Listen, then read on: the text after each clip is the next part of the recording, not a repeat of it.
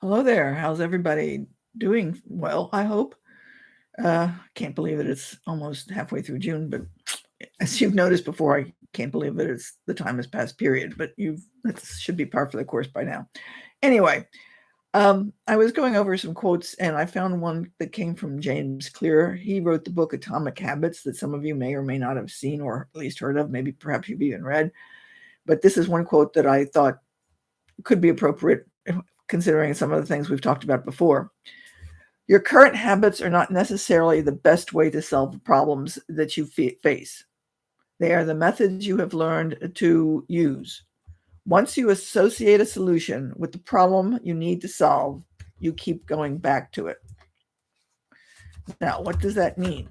Basically, it means that in a sense that people tend to solve problems habitually, if you will. Once we solve a problem and find in one way that it works, we keep doing it the same way over and over again. That's not always the best way to do things.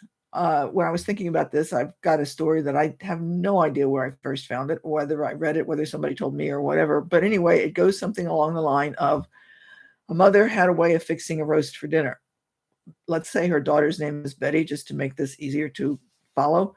And so Betty would watch her mother fix the roast. And what mother would do is cut the roast into two pieces, put it in two different pans, and fix the roast for dinner.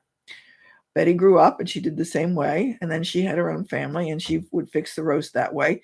And then one day, one of Betty's children asked her why she fixed the roast that way. And she said, "It's just the way I've always done it." And then the child basically said, "But why?" Betty got curious. And so she thought something about it. And she says, "Well, let me call mother and find out what mom told, why she did that." And she asked her mother, and her mother just started laughing. And Betty said, "Why?" And she says, "I fixed it in two pans simply because the roast was too big and I didn't have a pan that was big enough. So I just had to cut it up into two pans because that's the way it would work." So, in other words, that the mother was using what she had, in other words, the two pans, because the roast that she had was bigger than the two pans she got. That didn't make sense. The roast was bigger than the pans that she had, so she had to cut it up into two pieces. But Betty continued to do it because that's the way she learned how to do it.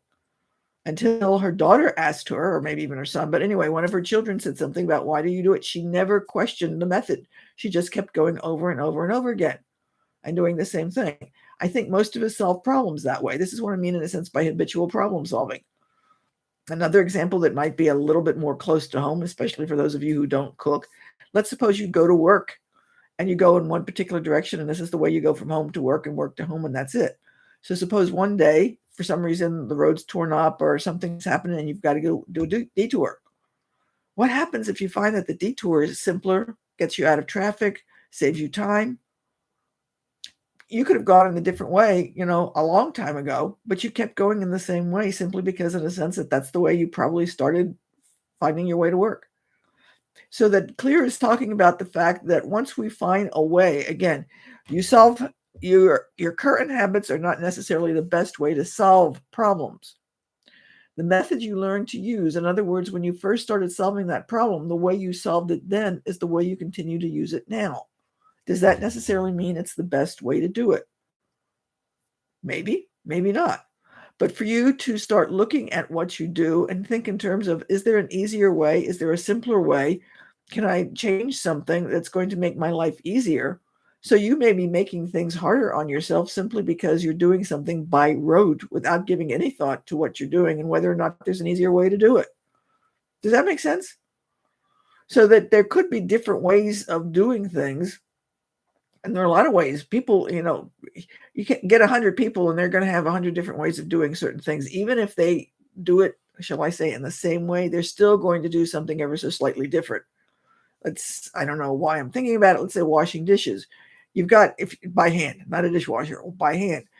I mean, there's only so many ways you can wash dishes, but that doesn't necessarily mean that you get 10 people together, they're going to do it identically, right?